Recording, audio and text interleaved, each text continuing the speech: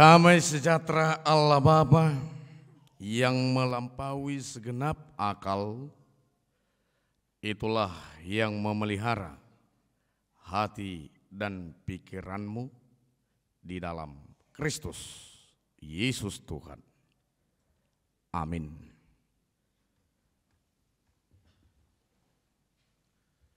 Bapak, Ibu, saudara-saudara yang terkasih dalam Yesus Kristus, pada Minggu Advent kedua hari ini, firman Tuhan yang menjadi kabar sukacita, kabar kegembiraan bagi kita, yaitu dari surat Rasul Paulus kepada jemaat di Filipi, pasal 1, dimulai dari ayat 1, ayat 3, sampai ayatnya yang ke-11. Filipi 1 ayat 3 sampai 11 saya akan bacakan untuk kita. Beginilah bunyi firman Tuhan. Aku mengucap syukur kepada Allahku setiap kali aku mengingat kamu.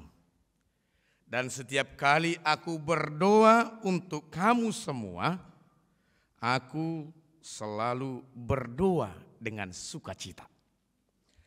Aku mengucap syukur kepada Allahku karena persekutuanmu dalam berita Injil mulai dari hari pertama sampai sekarang ini.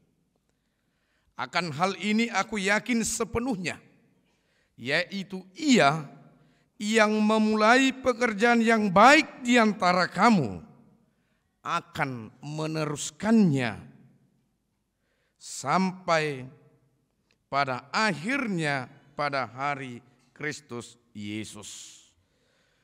Memang sudahlah sepatutnya aku berpikir demikian akan kamu semua, sebab kamu ada di dalam hatiku, oleh karena kamu semua turut mendapat bagian dalam kasih karunia yang diberikan kepadaku, baik pada waktu aku dipenjarakan maupun pada waktu aku membela dan meneguhkan berita Injil.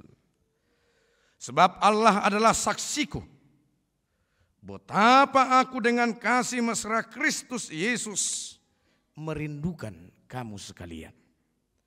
Dan inilah doaku, semoga kasihmu makin melimpah dalam pengetahuan yang benar dan dalam segala macam pengertian, sehingga kamu dapat memilih apa yang baik, supaya kamu suci dan tak bercacat menjelang hari Kristus, penuh dengan buah kebenaran yang dikerjakan oleh Yesus Kristus untuk memuliakan dan memuji Allah. Demikian firman Tuhan. Bapak, Ibu, saudara-saudara yang dikasihi Tuhan Yesus Kristus, Minggu Advent, Advent dari kata Latin Adventus, menantikan kedatangan Mesias, Sang Juru Selamat, selalu identik dengan hal-hal yang serupa dan membosankan. Karena pekerjaan menunggu adalah pekerjaan yang tidak enak, ya toh?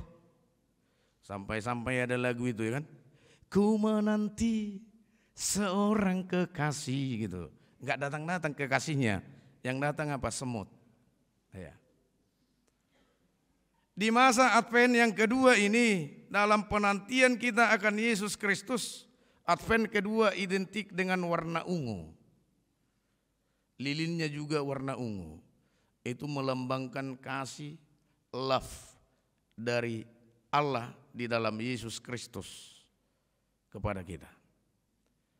Dan di Minggu Advent ini kita diajak supaya hidup dalam cinta, dalam kasih, love tadi. Bagaimana kita hidup di dalam itu? Bagaimana kita mampu hidup di dalam kasih? Rasul Paulus menekankan seperti topik minggu kita, hidup suci. Bagaimana kita boleh hidup suci? Rasul Paulus menekankan kepada kita, mari yang pertama dan yang utama, jalin hubungan intim dengan firman-Nya. Berikan waktu untuk mendalami, memahami logos firman Tuhan itu. Nah, sebelum kita lanjut, saudara-saudara yang terkasih, saya mau bertanya. Dalam satu hari berapa menit waktu kita baca firman Tuhan? Berapa? Ayo. Nihil? Nihil? Nah, kalau ditanya, dalam satu hari berapa konten TikTok yang kau ciptakan? Ayo, piro? Gudang nggak deh? Gudang. Dohok lau, mangepe di BPK najal jaming gitingan ikut TikTokon nade. Sampai lupa mau mertangyang ini guys BPK ini terdialang kriukin nak sangat be mertangyakan. Itu. Bagaimana kita mau suci? Kita harus bersahabat, kita harus bersekutu dengan firman Tuhan. Kenapa? Karena dikatakan pemazmur dalam Mazmur 119 ayat 105, firman-Mu adalah pelita bagi kakiku dan terang bagi jalanku. Bagaimana kita bisa dituntun menunjukkan kasih kalau kita tidak tahu kasih? Jelas dikatakan dalam 1 Korintus 13 ayat 1 dan seterusnya, kasih itu apa? Sabar, lemah lembut, tidak pemarah dan lain sebagainya. Ya kan? Ya kalau kita enggak baca itu, ya kalau kita enggak mendengar itu, gimana mau berbuat kasih? Makanya hati-hati perempuan. Kalau ada laki-laki yang menggodamu dengan rayuan pulau kelapa, kaulah bulanku, kaulah bintangku, nomor satu di hatiku adalah kau, katanya. Udah makan aja omong kosongmu bang, bilang. Tetapi kalau dibilang, di dalam nama Tuhan, aku suka samamu. Wih, so sweet banget ya. Ya tidak? Tapi kalau dikatakannya langsung dia membual, melambung tinggi bahasanya. Katakan aja, kagak selera bang. Sama bahasa yang garing seperti itu gitu. Karena bukan bahasa bualan lagi yang mau kita hidupi di dalam masa-masa Advent, masa-masa penantian ini. Tetapi bahasa yang sudah menjadi daging. Artinya tidak hanya sebatas di mulut, tetapi sudah dilakukan. Hati-hati, aku sayang padamu, takkan kubiarkan rongiti maduito inarangi. Alaiholallau tu berbaksuan ngetoritiup tanganna. Uborak siya rongit do pangalahon ni. Ido manang daw. Kadang gue marsido batangan mula so sauk do be, ido. Nga biasa yate. Nga biasa. Bagaimana kita mau suci kalau hal-hal sepele yang sudah berlawanan dengan firman Tuhan itu juga jadi kebenaran bagi kita. Karena kita anggap itu kebenaran dan itu kita turunkan, kita wariskan kepada generasi yang di bawah kita. Apalagi na tinggal di kos-kosan. Ya, hati-hati. Jaga kesucian. Di sini iman, di luar sana, di luar gereja, melalui firman Tuhan, jaga kesucian tubuh kita. Ya. Biar itu bisa membaca firman Tuhan.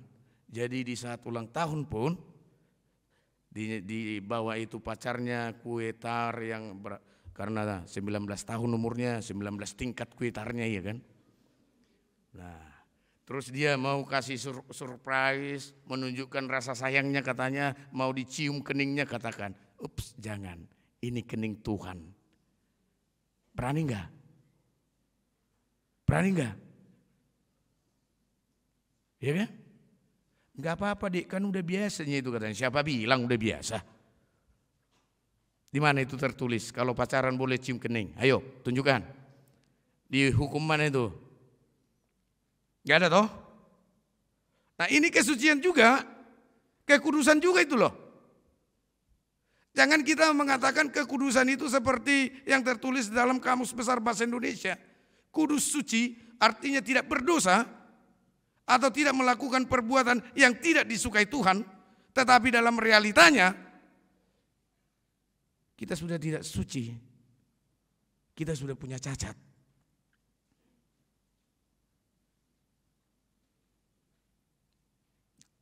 Itu makanya Rasul Paulus sangat menekankan kepada kita melalui pengalaman pelayanannya di tengah-tengah jemaat di Filipus. Bagaimana mereka menghidupi firman Tuhan itu. Di saat Paulus pertama sekali menyampaikan pekabaran Injil di sana, jemaat menerimanya. Karena mereka menerima firman itu bekerja, bertumbuh, berbuah. Ketika Rasul Paulus dipenjara, mereka menunjukkan kasihnya. Apa yang dibutuhkan Paulus, mereka kirim melalui Epaphroditus. Dan surat ini melalui Timotius dan Epaphroditus disampaikan sungguh luar biasa. Aku bersuka cita. Kasihmu tak berkesudahan. Firman Tuhan itu telah kau hidupi. Dan aku berdoa untukmu. Nah sekarang mari kita kembali lagi dalam diri kita. Tadi kan ada yang pembual. Bahasanya melambung jauh tinggi kayak di langit ya kan. Dikiranya dengan rayuan itu langsung kita madedek lopi hapi daun kan. Nung putus samu. Isim madison naung arong mantan nah. Ale mantan naun ulu debe menyapa selamat pagi. Adi manang ito gabin na tiki marhalet mami papiin na kan nung putus itoin na kan molorang inang bawin na. Nah. Siapa? Ada enggak? Kasih manusia itu hanya sementara, sesaat. Di saat ada perlunya aja dia mengatakan kasihnya. Perempuan juga banyak kayak gitu loh yang pembual. Di saat dia mau motokopi tugas-tugasnya dari kampus ya kan. Udah malam-malam, bang ganteng kali kau ku dengar suaramu katanya. Betul kau deh, iya bang. Jalan kita bang ya. Iya datang aku katanya. Tapi tunggu dulu bang, kita fotokopi dulu ini ya katanya. Iya kan? Setelah difotokopi udah ngantuk aku bang, pulanglah katanya. Waduh sakit kali ya. Ada yang pengalaman ya? Oh sakit itu loh. Dia memuji kita, menunjukkan kasih itu di saat ada perlunya. Nah itu bahaya. Sedangkan Yesus Kristus atau Tuhan kita, kasihnya itu kekal. Allah membuat rekonsiliasi dengan kita manusia yang penuh dosa. Allah memperdamaikan dirinya melalui Yesus Kristus dengan kita umat berdosa. Iya kan? Kasihnya tidak pura-pura. Kasihnya murni. Dan kasihnya menyelamatkan. Tidak untuk kepentingannya. Kehidupan kita manusia, kita tunjukkan kasih. Sama masih mungkin prinsipnya. Kita baik sama orang karena ada sesuatu yang mau kita peroleh. Ya? Iya. Atau cobalah dulu laki-laki. Di saat kamu mengungkapkan cintamu sama perempuan Boruna Pitupulu yang di sana, terus kau ditolak, masih berani kau nyakapi dia? Amit-amit, masih banyak Boruna Pitupulu yang lain di sana. Emang kau aja perempuan, iya kan? Iya. Tapi Yesus Kristus itu tidak seperti itu. Ketika kita meninggalkan Dia, ketika kita berbuat dosa, Dia selalu ada bagi kita. Di saat kita terjatuh, Dia ada mengangkat, menopang, menolong kita. Dia tidak membiarkan kita lama dalam penderitaan. Itu makanya ada lagu itu kan, sehabis hujan ada pelangi. Itu kasih Yesus, cinta Yesus. Oleh sebab itu yang pertama, saudara-saudara yang terkasih dalam Yesus Kristus, mari kita berjanji di minggu Advent yang kedua ini, mulai malam ini lebih banyak waktu kita membaca firman Tuhan daripada membaca berita atau hal-hal yang online. Mau? Mau? Ayo janji yuk. Kita mulai malam ini dari Kejadian 1 ayat 1 dan seterusnya. Ya mudah-mudahan ya. Kalau masih diberi kesempatan ke sini nanti khotbah lagi di ibadah jam 6 sore, entah berapa tahun depan, saya akan tanyakan siapa yang sudah habis membaca Alkitab. Dan kalau ada, dengan kejujuran saya akan kasih hadiah. Ya. Mau kita janji membaca Alkitab, jangan lihat hadiahnya, tetapi lihatlah bahwa Alkitab itu adalah diri Yesus, adalah logos yang tertulis.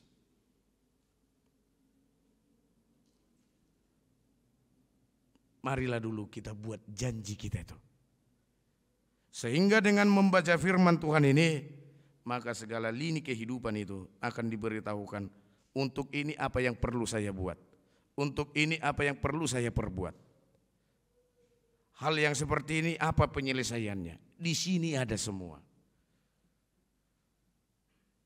Tapi kalau dibilang secara sains, teologi adalah dasar-dasar dari segala ilmu. Mari itu yang fisika, kimia. Bukan kimia dasar dari segala ilmu katanya. Bukan bahasa Indonesia dasar dari segala ilmu katanya. Teologi ya, dasar dari segala ilmu. Logos dasar dari segala ilmu. Mari kita berikan hati kita yang pertama ya. Mari kita berikan hati kita untuk lebih mencintai firman Tuhan. Dan firman itu akan bekerja menyucikan hati pikiran kita. Di saat kita melihat HP teman kita yang terletak di sana, kita baca itu kitab Keluaran, ada di sana dikatakan jangan engkau mencuri, kita akan ingat, oh dosa, gak usah diambil. Kasih tahu itu HP-mu tertinggal, ya kan? Nah kalau enggak dibaca itu, enggak direnungkan itu, jangankan yang tergeletak seperti itu, masuk ke kamarnya bahkan buka lemarinya pun kita lakukan kan? Atau mencuri, iya. Nah, itu ya yang pertama ya, menyucikan hati adalah firman Tuhan. Kita ingat tadi Mazmur 119 ayat 105 tadi. Firman-Mu adalah pelita bagi kakiku dan terang bagi jalanku. Yang kedua, kalau kita sudah hidup dengan firman Tuhan, kita sudah bergaul, membuat hubungan yang intim dengan firman Tuhan, kita juga diajak supaya hidup saling mengasihi sesama kita.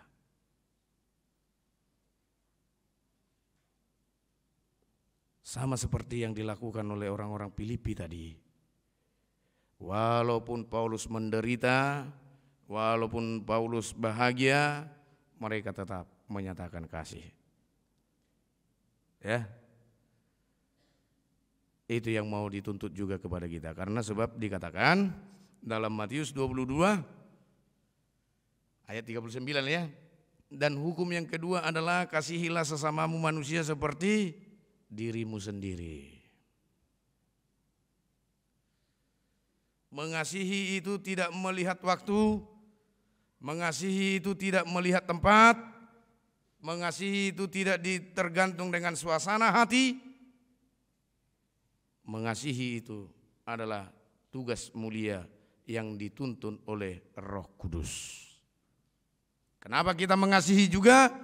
Karena Yesus Kristus telah terlebih dahulu mengasihi kita.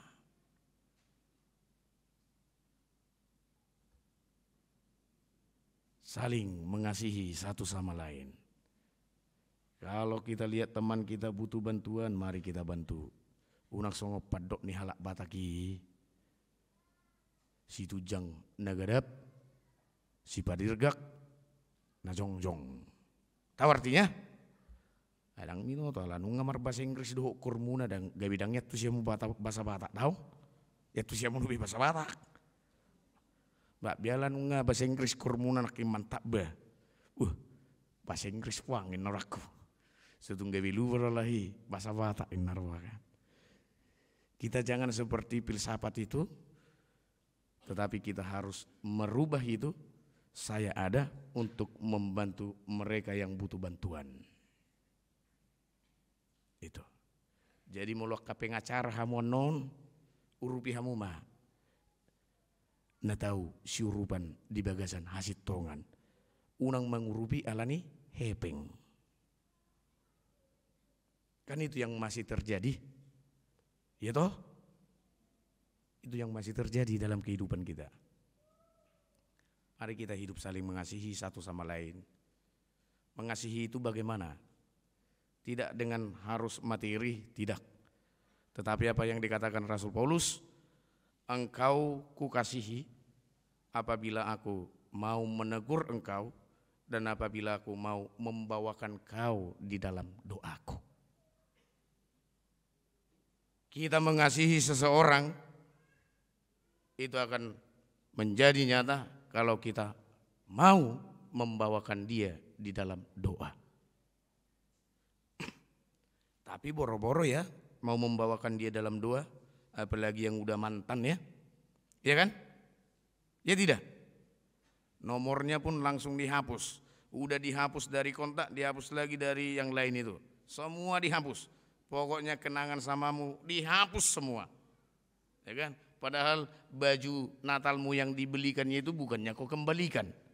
Kenapa nomornya kau hapus? Bajunya enggak kau kembalikan. Ya toh? Sama aja kan? Iya. Sesakit apapun perlakuan orang sama kita, mari kita tunjukkan kasih kita tanpa membalasnya dengan kejahatan. Itu ajakan itu. Ketika kita dicurangi, jangan kita ikut-ikutan untuk mencurangi. Ketika kita diperlakukan dengan tidak baik, jangan balaskan dengan perbuatan yang sama. Itu makanya di dalam kasih, tegur sapa sangat banyak manfaatnya. Mari kita budayakan dulu budaya tegur sapa. Di saat dia sakit hati, namun ketika saya tegur dia terus menerus, dia akan berubah. Yakin tidak? Mari buktikan. Tetapi kalau kita udah berantem, kita diami, jangankan melihat dia, mendengar namamu saja, udah mau mati perasaanku. Mungkin itu kita bilang.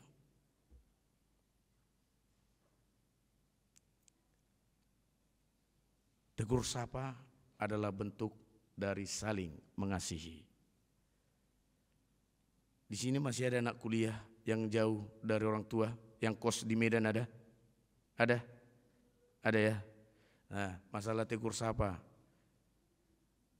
Masih intens menghubungi orang tua via telepon sekali sehari? Atau cuma sekali sebulan itu pun minta uang kuliah? Ah, jujur. Iya, bertobatlah. Iya kan? Di saat mau minta uang aja di telepon, mak kirimkan katanya. Enggak basa-basi juga itu loh. Mak kirimkan, butuh. Kalau enggak ada, pulang aku katanya. Pakai ancaman. Tapi kalau terus-terusan, orang tua pun enggak takut. Kalau bunyi berdering pun itu HP-nya dia enggak takut ngangkatnya. Burukku, anakku. Oh lo boruin na guna tabuan ate. Alay hola didok kodo hola na heping inna bagu. Tang niat tu sabete. Nah, mari tegur sapa. Kita budayakan dulu tegur sapa tadi. Itu wujud dari saling menghargai, saling mengasihi satu sama lain. Yang ketiga, kita mau diajak supaya kita sama-sama menjadi orang yang suci, kudus, tak berdosa, tak bercacat di hari kelahiran Yesus Kristus. Atau yang kita sebut dengan Natal. Hati kita perbaharui. Biar Yesus mau masuk, mau lahir, hadir ke dalam hati kita. Natal tidak hanya sebatas ornamen Natalnya, tidak sebatas seremonial perayaan-perayaan saja, tetapi bagaimana Yesus boleh berdiam dan memerintah di dalam diri kita. Sudah kenal Yesus toh? Sudah? Ada yang kenal Yesus? Oh, enggak mau jawab, udah ngantuk ya. Masih buka kok itu bakmi apa itu ya? Sabar. Ada yang kenal Yesus? Semua? Jangan katanya kenal tapi nanti saya bilang iya saya belum kenal Yesus. Biasanya orang yang mengenal Yesus adalah orang yang sudah mengikuti cara hidup Yesus. Itu karakter orang yang mengenal Yesus. Saya mengenal Engkau Tuhan, saya mengenal Engkau Yesus, dan saya berusaha melakukan apa yang Kau lakukan. Tetapi kalau ada yang masih sama seperti saya, suka berbohong, berarti belum kenal Yesus. Karena Yesus tidak pernah berbohong sama kita, iya kan? Janjinya selalu nyata. Ya. Tuhan Yesus tidak pernah berkhianat. Ya kita berkhianat terus. Aku SSA-ku bang, apa itu setia sampai akhir katanya. Padahal setiap tikungan ada STA. Cuman kau betulin na musit kan. Sasamo sirmusay manaro tohian itu. Hasian neleguin to. Hape hola salpus ini ngaro musin asing dongan na. Mana ngadi to bok musin asing.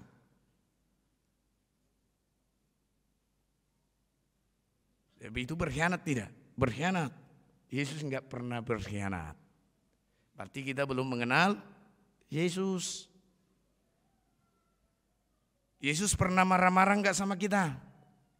Ini masih marah kok kita marah-marahin ya? Gitu? Siapa sih ini perempuan yang suka marah-marah sama cowoknya? Nah bertobat. Itu bukan anakmu loh, anak orang loh. Belum jadi suamimu kok kau bentak-bentak gitu. Iya kan? Hati-hati juga laki-laki loh. Belum jadi punyamu udah kau bentak-bentak. Nangis pun dia kau tinggalkan. Yang kau bawa dia naik kereta, nangis dia kau tinggalkan. Aduh, angkot pun tak ada, kemana lagi coba. Iya kan? Ini berarti kita belum mengenal Yesus. Karena Yesus itu adalah orangnya lemah lembut. Bahkan dikatakan ketika dia dipukuli, dicambuk, diludahi, dia tidak melawan. Apalagi mahita halak bata kati. Alamaloni halak bata mamakatai gabi gudang perbeda. Itu menang daw. Itu kan? Nama lu mamakatai. Menubuh-nubuh kata tapi nama luan. Gabi holan na perbeda. Gudak kalak batak. Itu menang daw. Tahunya kau? Lydia.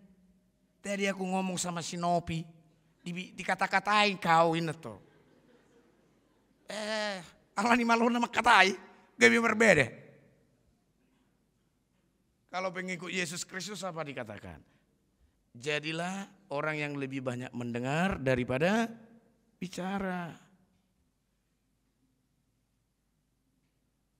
Pengenal Yesus Kristus, yang mengenal Yesus Kristus itu adalah pembawa damai, bukan pemecah belah. Ona lo mau berbeda, rohata, mengida dengan nasada tu nasada berbeda.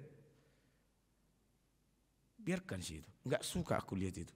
Yang nggak dijambak siapa itunya, si Tio Pantai itunya, siapa itu? Si Sarini itu katanya, ya kan? Oh senang kali aku viralkan kian itu. Inna musima. Mari menjadi pembawa damai di tengah-tengah suasana Natal ini, ya. Pembawa sukacita, pembawa berkat bagi sekitar kita. Apa itu berkat-berkat yang kita berikan dalam suasana Natal ini? Di saat Tuhan memberikan kita talenta boleh bersuara merdu, menyanyikan lagu pujian, mari persembahkan lagu pujian. Di saat kita punya kemampuan untuk melakukan manang mabel lapet, baik kamu lapet di Parpunga tanggal 24 anon, mabel lapet jo di Parpunga buderi namut to, ati kenangati daripada si manu hurhuriei, buha dulu doamu, ulu atau surat tok kamu jamang perheladu nami warna.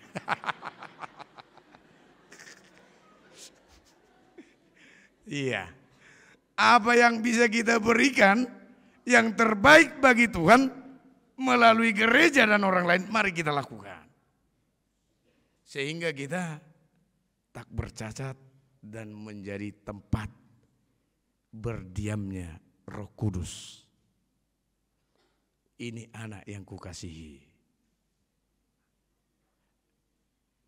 Kepadamu aku berkenan dan aku mau terus menerus menuntun engkau. Inon nama. Sehingga di hari kedatangan Yesus Kristus yang kita kenal dalam tiga hal itu ya, hari kedatangan Yesus Kristus yang disebut dengan Adventus tadi. Itu ada menyambut kelahiran Yesus Kristus melalui perayaan Natal, hari kiamat, dan hari berakhirnya hidup kita di dunia ini. Hari Tuhan, Yesus telah memanggil aku, memenangkan aku dari dunia ini, atau yang disebut dengan kematian. Tapi untuk bulan di minggu-minggu Advent ini, kita menantikan dia melalui peristiwa kelahirannya 2000 tahun lalu di kandang domba. Melalui perayaan-perayaan Natal nanti, apa yang bisa kita perbuat, apa yang bisa kita lakukan supaya kita hidup suci di dalam Natal tahun ini. Unang adong Martina te. Utamu udah Martina. Marhalet tiki Natal. Unang beto.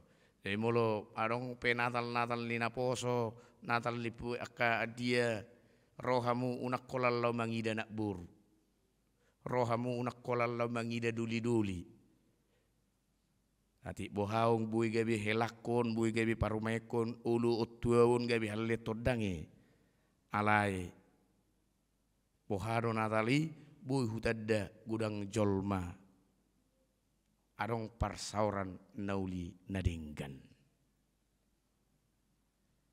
Bagaimana kita bisa bersahabat tidak hanya sebatas di HKBP Padang Bulan, tidak hanya sebatas lingkup gereja HKBP, tetapi kita akan bersaudara keluar atau di luar dari diri kita sendiri. Supaya itu bisa terjadi, dapat itu kita lakukan, selain firman Tuhan itu ada dikatakan di dalam Efesus 6 ayat 10 dan seterusnya, kenakanlah senjata yang dari Tuhan, ada kebajikan, beri kak pinggangkan kebaikan, dan ini dan itu semua yang diperintahkan Tuhan. Mengandalkan pikiran, kemampuan, kekuatan kita tidak mampu. Mari kita ingat itu. Oleh sebab itu apa yang mau ditekankan? Mari senantiasa andalkan Tuhan di dalam hidupmu. Amin. Kita berdoa. Bapa kami yang di sorga yang kami sembah dalam nama Yesus Kristus Tuhan, terima kasih buat kebenaran firman-Mu. Engkau mengajak kami supaya kami hidup suci dalam penantian hari Kristus. Secara manusiawi kami mengaku kami tak sanggup untuk melakukannya. Kami memohon kepadamu, kuasai, kuatkan, tuntun, bimbing kami melalui kuasa Roh Kudus-Mu, supaya kami mampu mengerti akan firman-Mu dan kami boleh menghidupinya. Bentuklah kami menjadi jemaat anak-anak-Mu, warga Kristus yang rajin, gemar, suka, giat membaca firman-Mu. Dan biarlah firman-Mu yang akan kami baca menjadi penuntun bagi kehidupan kami ke depannya. Dan biarlah melalui firman-Mu yang akan kami gumuli ke depannya, kami menjadi orang yang peduli, hidup di dalam kasih, dan hidup sesuai dengan apa yang Kau perintahkan di dalam firman-Mu. Supaya kami dimenangkan dan disucikan menyambut kedatangan-Mu. Hati kami dimurnikan menjadi tempat kediaman-Mu. Supaya hidup kami, bahkan kehidupan kami menjadi kesukaan dan kemuliaan bagi nama-Mu saja. Berkati setiap jemaat-Mu yang hadir pada ibadah sore ini. Apa yang mereka inginkan, apa yang mereka harapkan, kiranya Engkau mengabulkan itu sesuai dengan kehendak-Mu. Berikan mereka kesehatan, sukacita, dan kerinduan yang semakin lagi, supaya mereka senantiasa selalu rindu bersekutu, memuji memuliakan Engkau di tengah-tengah kerja-Mu ini.